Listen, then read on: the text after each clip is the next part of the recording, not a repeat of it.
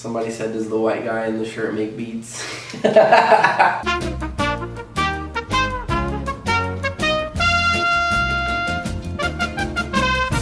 Yo, what's good? What's going on? How is everyone? My name's Rossi. I'm the worst rapper from Broward. I'm the owner of FuckUrThriftShop.com. And I have the absolute pleasure of sitting down with Warlord Colossus. How are you today? I'm chilling. Just came down from Kendall. Drove an hour and a half. Come see you, bro. Yeah, bro. We up here in Broward, barely Broward. We're almost in Palm Beach. But we appreciate you coming through. You brought the gang with you. Shout out the man in the back. Shout out Money Overseas one time. Money Overseas. Dude, so let's just give some background.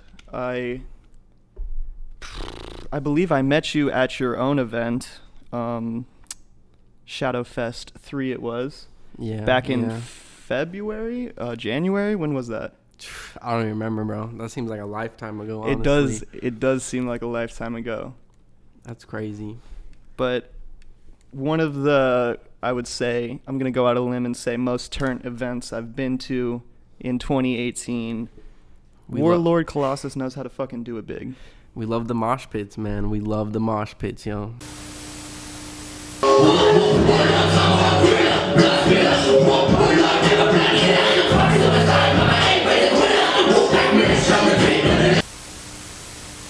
Thanks for coming out to that, by the way. Absolutely. I appreciate the opportunity. The craziest thing about you to me is like, I used to go to school at Florida Gulf Coast, and I fucking listened to worship, and I thought, like, I didn't know, like, it was Warlord Colossus, like, just because your name was, like, Colossus on SoundCloud. Yeah. And, like, I bumped that track religiously. Damn, and then I crazy. found that on your page one day. I was like, yo, like, this is you? Like, I've been listening to this for a minute now. Like, that's crazy, dude. I appreciate that. That was, like, my first real, like, studio song, you know. I got, my mom actually hooked me up with the plug in New Jersey, and this guy, he was making really, really good sound quality. I don't even think I've ever been in a real studio before I went to him. So his name is Moses, and he put me in there, and I was just trying to freestyle on the mic because all my songs before worship were just like freestyles. Like it was nothing. It was just me guessing, you know.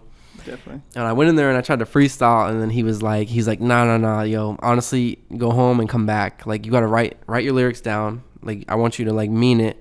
Have a structure, like come at it with some, you know, with some presence, you know. And so I went to the house back in Jersey. I went over the beat. I just opened up Microsoft Word. I just typed it out real quick in like 20 minutes, and I told him, all right, I'm ready. And that was the product, man. That was the first time I was ever in a studio. You tried to young thug it off the rip. Yeah, dude. You tried to just young thug it? Dude, that's when I learned the importance of engineering, man. Definitely. I'm actually in school right now, music tech. I mean, like all the writing classes I did and when I was in high school, it actually paid off. Like studying like poetry and like just like being aware of like structure and like stanza, you know, and like word for word schemes, not using too many of the same rhyme words. Like all that stuff like has a big power when you're writing music. Definitely, bro. It's definitely an abstract art form, and you have to like put things into definitive. You have to take feeling and make it solidified, you know? Mm-hmm. But I listened to most of your discography, I'm not gonna lie. It's probably the most well-developed sound, like sonically, out of many underground artists down here, I would say. So shout out to the boy. Thank you, appreciate Definitely that. working hard. That's the engineering, man, I'm telling you. All the beginner artists listening, like this engineering, if you have to go from Florida to New Jersey to record one song, it's probably worth it. If you know that engineer is going to bring that quality to your sound, it makes a huge difference. It's honestly life-changing. I noticed on most of your tracks, you do keep like your favorite producers. Like you use a lot of the same producers. So like I was going to say, like, who are you fucking with right now? Like, who's your favorite producer? Not so much your favorite. Who do you like to work with? Who makes like unique stuff that inspires you? Man, definitely big shout out to 666 Station, man. This kid, I shouted him out yesterday. If he's watching, yo, what up? If you see this, he doesn't speak English. He is complete 100% Russian. And I told him, I was like, one day, man, I want to fly you out here. Like, let's make a whole project. Like, he basically produced Warlord, Tomahawk Gorilla, Blade Runner, a lot of my side projects, like, that I've done for features. Like, I always come to him. It's just his 808 structure and his melodic choices, man. No, I honestly get frustrated looking for anyone else because I can't find anyone to match that level of energy, you know, that drop, that 808 drop is so vital. So when I come up with like my chants or like my wordplay, I try to, you know, like I've studied Suicide Boys for a long time, and I noticed they use like bar switches, and it's like a science, you know, like every 7th bar they'll switch their vocal and they'll switch their flow pattern. And with the way he structured his beats, I can execute that perfectly, you know, down to like a science. So I actually hit him up yesterday because I just dropped a song like 2 weeks ago. I did something with Bart Tripson. He put me in a good studio here in Miami.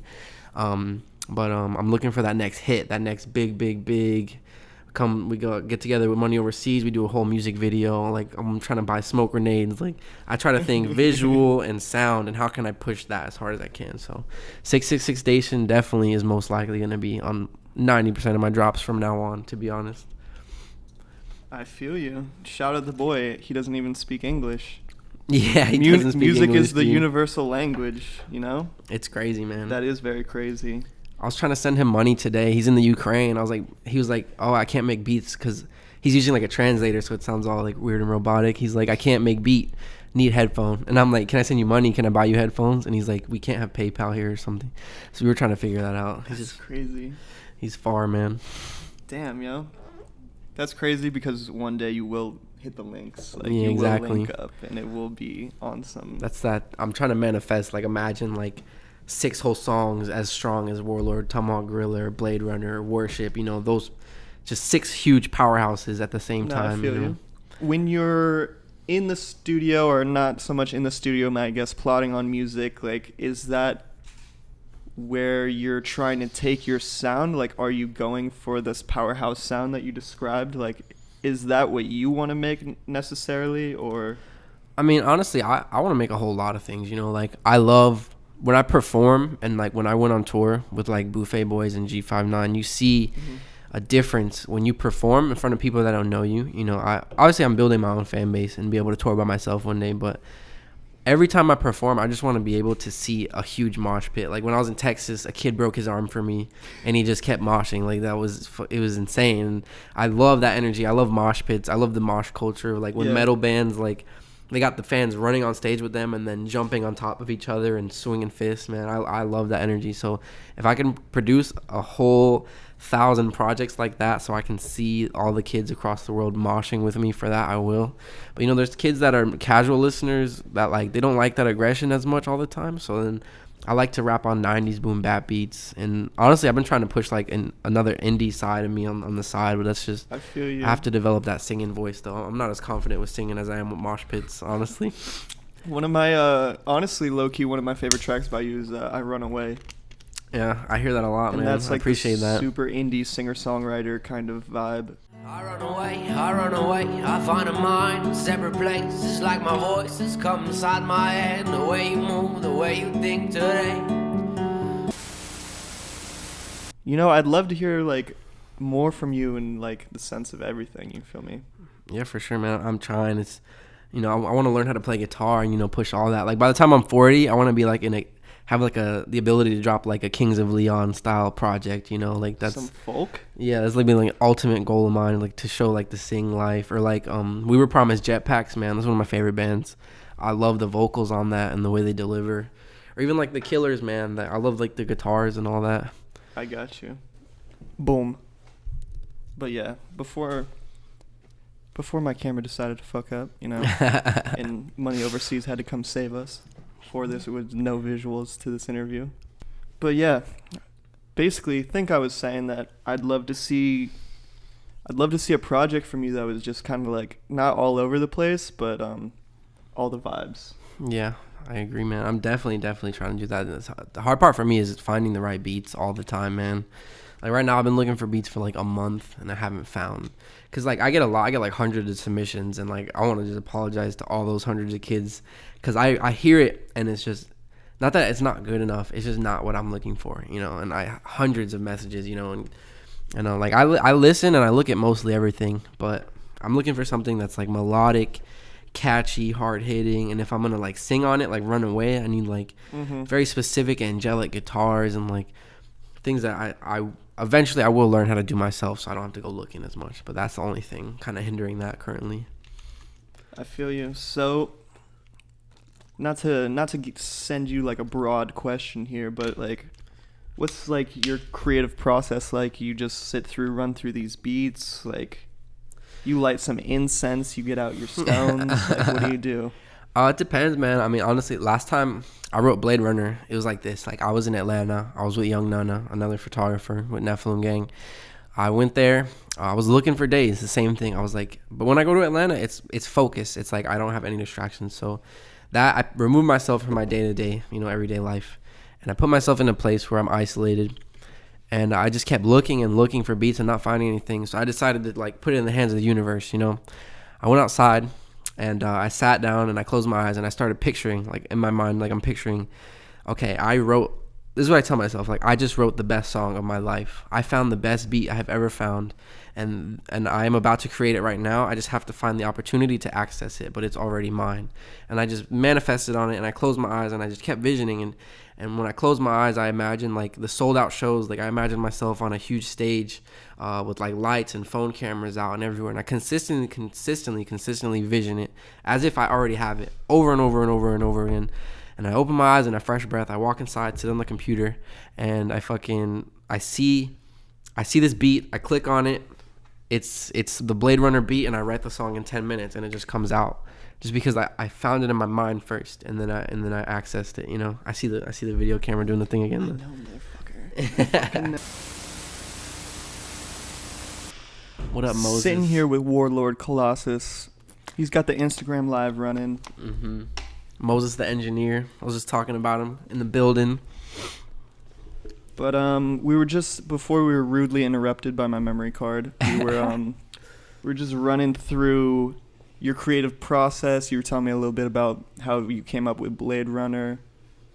Yeah, man. It seems like the best music comes to you when you just when you're not so much trying, but it's like you tap into like this third world almost and just like bring it over to this side. I know you feel me. Yeah, 100%, dude. It's like almost on accident. It's like I started to notice that I would get better when I would like mentally feel like that I was allowed to do this, like I'm allowed by the universe or whatever people believe in, whatever that thing is, to live off of music, to create like these songs, to find these beats. Like I feel like nothing's really by accident, I feel you. So what is it that you believe in? Are you a man of faith? you into the universal law, like you still figuring it out? I mean, I'm always learning, but I did notice like a huge change in my life when I started to stray away from, not to say witchcraft, but when I just got away from any potential negative things, any potential negative people, and started to focus on my own energy. And I read a book called The Secret, and that's basically based on the law of attraction. Right. And I 100% believe in the law of attraction. Like I 100% believe like there's a substance from which in the universe that if you put your thoughts consistently onto, and you like consistently put that image, it will create your universe, So I definitely believe in like universal energy and like karma and meditation and like your mental thoughts and your attitude can like cure and change your life, like the power of the mind is really what I rely on 100%. Getting away from all that magic stuff that I used to do. I don't recommend it, by the way. So you used to be into some witchcraft, some sorcery? I definitely used to, Were you a Wiccan? Yes, I was, dude. Simply put, yes. Yeah, it's scary to talk about, dude, because it's so real. Kevin knows, like we've seen some crazy shit. It's like not a joke at all. Like it's scary, and people do all this stuff and they think it's cool and like do it for the image, like we went in there with the intentions to just like grow and like maybe like get a creative thought for the music and everything. Right. But ended up like just being a completely negative thing, and I don't recommend it. I mean, it's to each his own, I'm not judging, I know. Right. But if you're in a dark place, it's only going to attract dark things. So if you put your mind in a positive place and you only allow positive thinking and like a positive outcome in your mental approach to anything, I think that's what's going to happen. So there's definitely a darker mindset of people, in my opinion. I'm just a guy, you know? I feel you. So don't come around here with any 666 shit around Warlord. He's fucking shoot that down real quick. Not anymore, yo. I'm just playing. But building off, I guess, your creative process and just from like the tracks that I've heard, you know, your most recent release is called I Took a Tab and Now It's Hard to Sleep. I might botch the name, but I'm almost No, you got it. And I know you have kind of an older track. It's like I took shrooms in the woods and now tripping on shrooms barefoot in the forest or something like that. Yes. So, you know, I was going to ask if psychedelics play a role in your life, in your creativity, or if it's something that you do often, something you don't do too often, or like, you know. I mean, in my younger days, I did experiment a lot, honestly. I mean, not like as much as the people that were around me, but I had my fair share, you know. Like, I really, really think shrooms was a very positive, life-changing experience. Like, I literally ran barefoot through a forest when I was tripping on shrooms. I remember, like, I was in the backyard with Sage and Kevin and some other kids, and we did it for a second time. And I was like hanging on a monkey bar, and I felt like a monkey. Like I felt like crazy energy. Like I just felt super like positive and healed. And I remember when I did acid, it was very different. It was very intense. It was very mind opening. Like I used to describe it like if my mind was a Rubik's cube, and it was like how many sides it had as a base. When I took acid, it expanded that, and it created all these angles and sides. So both positive and negative traits of thinking were enhanced in a crazy way. So then anytime I would smoke weed again or just like do a regular thing, you know, like I would start tripping and I would start battling anxiety a lot. So that's kind of where my sound and my music comes from, is like me just dealing with my mentality or like the negative things that I faced in my life or the positive things I faced in my life. Honestly, just what I go through. Like Warlord Tomahawk Gorilla is pretty self-explained. Like that was in a darker part of my life. Blade Runner just the same, you know. And then you have like Runaway. It's like different energies. It's just like how I feel, you know. And all those psychedelics had a big influence early on, and it still affects me to this day. But I don't do too many things anymore. I feel like I'm kind of growing out of that. But when I record, I do smoke because I kind of use that anxiety as a tool. So like if like let's say I smoke right now and you put on a beat, I feel like I'll rap 1,000 times harder than if I was sober. And I know some people say that's like a bad thing, but all the psychedelics that I've tapped into while I was making music in an earlier phase, when I tap into it again, it gives me this huge creative force. And it's like me tapping into like all that old stuff and all that mind enhancing and all the spiritual things. So these just words start coming out of nowhere. And when I record even, I feel like I'm very sensitive to energy. And I basically, like one time I made a song with Darby O'Trill, shout out Darby, and he's doing these crazy metal vocals, and I've never tried it. I always wanted to be a metal band. And I smoked, and I started feeling like my energy, you know, my sensitivity was high. So he started screaming. So then I was like, okay, I'm going to try it. And I just mimicked it perfectly. I was doing growls. I was doing high-pitched growls. I was doing low-pitched growls. And we made this insane song. So, like, all the psychedelics, in a sense, give you, like, this anxiety superpower that if you don't aim it, kind of leaves you on edge. But if I aim it at the mic, is what you hear in all my songs, honestly. Dude, that's kind of wild. It's crazy to think about. That's kind of wild. It's pretty crazy. Warlord Colossus. Absolute gentleman. Fucking A1 dude. I'm a solid guy, you know? This dude's being bros. Dude, just a fucking A1 guy. I was gonna say your most recent project, Warlord Sorcery 3, correct? Yes. And your other projects, Warlord Sorcery 2. Mm-hmm. I would just want to know if you possibly drew influence from any other rappers that have like you know what I'm saying, have like numbered mixtapes like that, like Cabin Fever 2, or like Lil Wayne has the Drought 1 2 3, like, you know, any like rapper that's kind of like your favorite rapper that you like looked up to when you were younger and you're like, fuck, like I want to make a series of mixtapes kind of. I don't know, man. Not necessarily, but I did, you know, like I said before, I used to study Suicide Boys a lot. Like, when I first got into rap, like, my mindset was, like, don't be like anyone else. Like, I don't want to sound like anyone else. Don't rap about money, drugs, or girls. Like, rap about something else, and it'll work for you, you know, because, like, I knew I had, like, a skill in it. And then when I found Suicide Boys, I was like, holy shit, like, this is exactly what I was trying to do. Like, they did it. They hit the, like, I feel like if I study them, not copy. I feel like there's a difference between studying your favorite artists and not copying them, because some people will just straight up copy.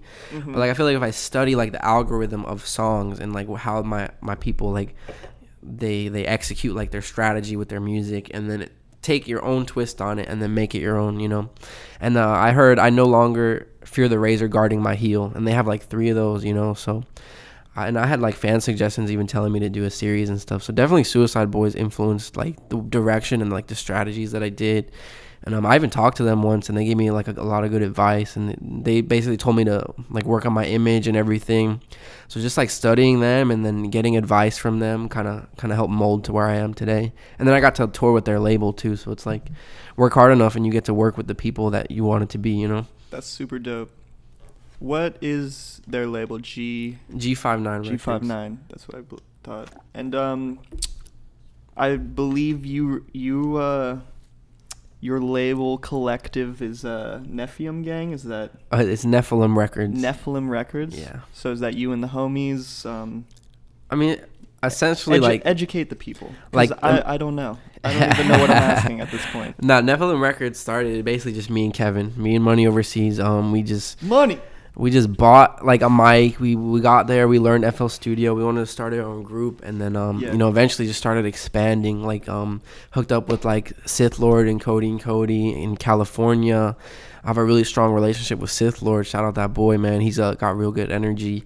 You know, Blunted Pharaoh, I'm connected with him. You know, Darby, and then we have like a lot of people who came in and out. But I say main core like leaders would definitely be me and Kevin. Like we took it like and treated it like a business. You know, there's a lot of artists that like fuck with us that we respect a lot. But as far as like the business take on what music is and what all artists I really need to focus on, and they don't, is that business aspect of Nephilim Records. So that's why we formed it. Like I track every transaction like goes through Nephilim Records. Like it's basically a business. It's an LLC, you know. So that's why we made it, so we could keep track of like our credit, like invest, or like just, you know, brand ourselves, reap the benefits of the tax breaks. Yeah, exactly. And it's like that's our brand, you know. That's what we want to rep. Definitely. So the lineup, or like the official members of who's you guys? Man, that's hard to say. A lot of people are in and out, man, but I say definitely main homies will be Money Overseas. We got Blunted Pharaoh. I got Darby. We got Sith Lord. I just put on some people like Plague, like just a new person I added into it. That's like main consistently, you know. Shout out Moonlit. He's doing really good. He just hit 1 million plays. You know, there's a lot of people that like want to represent Nephilim Gang, but then they, you know, everyone just goes and does their own thing. You know, I am an artist as well, so I can't, as a record label owner, put as much time and energy into the artists as like if I wasn't an artist, you know. So if they go do their own thing, like no hard feelings. Like if I don't mention you right now, they don't feel some type of way. But it's just. No, main core members. No, you're good. Break up the whole fucking game. No, you're good. It's good to get out there, dude. Cause I tweet about it all the time. Like I'm like, if you're gonna go do your own thing, go do your own thing. Like I have no hard feelings. We're all artists. Like if somebody signs to me tomorrow and is like, oh, I want to leave, I'm not gonna like sue them, you know. I'm like, oh, here you go, bro. Like do your thing. I understand how it is to be an artist. I feel you. Well, you run your shit like a true CEO. Let me think here. I had all these questions I wanted to ask you, you know what I'm saying? And now I'm just drawing a blank. Now that I'm in your presence. Feel free, man. Warlord Colossus. I don't know how to word this question nicely. It doesn't come from a mean place, honestly. That's okay. But you have a ton of views on SoundCloud. You know what I'm saying? You do a lot of numbers. You have like YouTube videos that are very successful, I'd say, and that are on other channels. It seems like you make all the right moves and you've taken all the right steps, and that I know a lot of artists who run around in this underground and they're like not where they would want to be, and they're not like in the same position as you. So I guess like, where would you like judge yourself of where you're at right now? Like, where's your next move gonna be? And I guess like, do you sometimes, I guess, get down on yourself because you feel like you've accomplished so much, yet you're still like stuck in this like weird point? You know what I'm saying? Yeah, I know what you're saying. I do get down. I mean, I feel like every artist has like their moments when they're doubtful, you know. But I feel like I'm in a very good and like position to be grateful. You know, I'm at 2 million plays and pushing. You know, I get to make all my money off of music. Like, I don't have to work a job like I used to. That's definitely a big step up from when I used to be a barber and then a rapper on the side. You know what I mean? Now I'm mainly a rapper, and that's mainly what I do. And I feel like the next step could potentially be a label deal. I feel like a lot of rappers don't make it because they lack the money to invest into like their marketing and like how they execute their shows, or like if they have the funding to back their albums or their engineering or their music videos or be able to go on tour. You know what I'm saying? Like, it's all a big money game. So artists who don't make it are not investing wisely, or like putting money into the wrong things. Like, they put a $20,000 music video together and then it'll get 100 views. You know what I'm saying? Like, people don't do the right things in the right places. So I feel like the only reason I'm not, well, I wouldn't say I'm not where I want to be, because I know I'm exactly meant to where I'm going to be at all times, but I know where I'm going. And I feel like if I would get there faster, if I had the money to back the moves that I needed to make. So essentially the next deal, I know that my brother's brother actually just got a deal with Universal. So I'm going to go to him. I'm going to take some advice from him and see how big of a loan, you know, a label deal, quote unquote, that is a loan from a bank, quote unquote. Like, a label has money, and if they sign an artist, they give you a loan at interest, right? So if they want to give you $500,000, imagine you owe that label about $1 million technically in taxes and like interest and all those things. So you have to take into account, like, the guys who blow up and get signed like that are in considerable amount of debt. So I wouldn't even say they necessarily made it until they paid off that loan. You know what I mean? But they have the exposure and the potential to do that because the label backed them on their distribution. So that's what I'm missing right now, is the funding and like the distribution. But I already know how to do everything myself. So as I gradually go, you know, I want to like just invest wisely and just put my music in the right places and get the right type of visuals out. And like my personal goal for each track is to hit 100,000 plays. And, you know, that takes a little bit of money. And to keep it organic, you know, I see people who are buying fake plays and like getting their shit deleted. Like, I don't want to ever do anything like that. Like, I just want to keep it organic, man. And I know I made it. I know I made it when I can sell out a tour and buy my mom a house. Like, those two ultimate goals. Because right now I'm chilling, man. I'm super grateful. I know I'm gonna go farther. Just keeping the vision high. You know, I got talks with Puya's brother to tour with Ramirez again on the next run. Those are a couple of the next moves that we're gonna make. Garbage Club, Trash Gang. I got to deal with them to host all my music videos. You know, they got like 800,000 followers. We're just about to tap into these big networks. You know, just patience and visioning. That's what's next, basically. Beautiful. Absolutely beautiful. Warlord Colossus. Well-mannered, well-spoken man. Absolute pleasure to have you here. We're about to take a quick break. We're going to tap the blunt a couple times, and then we're going to kick some freestyles. All right, I'm with it. I'm ready. This is like Shade 45, or like, you know what I'm saying? Yeah, sway in the morning. This is like, you come on, you gotta freestyle. Like, that's how it is. I'm ready. I'm with it. We'll be right back for you, ladies and gentlemen, tuning in. A thrift shop, I'm just thrifting and lifting. I'm just stealing with these gift rappers. I'm the motherfucking master of disaster. Hashing and slasher from the episode of SpongeBob when he had the spatula in the shadow. You know what I'm talking about. I like to. Let's go. We should go live again, even though they can't hear the beat. Warlord, spit that shit, dude. Spit that shit. I'm going hood on. Yeah. Ay, yeah, yeah, ay, yeah, ay, yeah, ay, yeah, ay, yeah, ay. Chronic, yeah, ay, Ayy, I need defibrillators. My heart is bumping and jumping. I feel like I'm crashing, attacking, bragging, popping the static. Look at me spreading the havoc. I'm the magician. I'm the warlock. Make your kids go missing. I'm the motherfucking black plague. Look at me breathing the black flames like a chronic masturbator, chronic masticator. I'm an annihilator. Look at me pull out my motherfucking lightsaber. I got my dick. I got a gefilte fish. I got a fucking wish. I wish on holy grail. Look at me. I see the shooting star.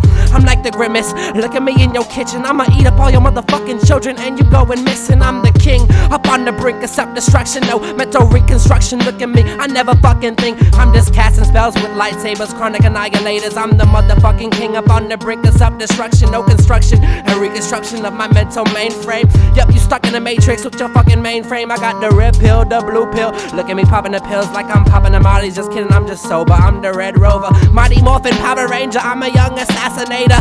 Yup. I'm absorbing all my nutrients. I got my fucking enemies, they new to this. I got this mighty while I spit the curse to spit the curse and hicks.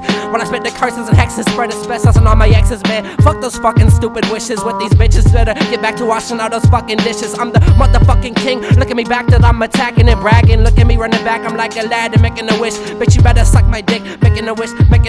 Yup, I'm absorbing energy. You better fucking remember me. I like to sip the Hennessy at strip clubs and enemies will come next to me. Better get wrecked to me so I will fucking shoot you in the face. You better get fucking wrecked to see, cause I'm a god, I'm iconic, spitting like the rap mirage. I'm fucking Nicki Minaj in the back of my garage. I'm like Meek Mill, the holy grail, that's spitting with the holy fables. Nights at round tables like I'm rapping to the cables. I'm the fucking god.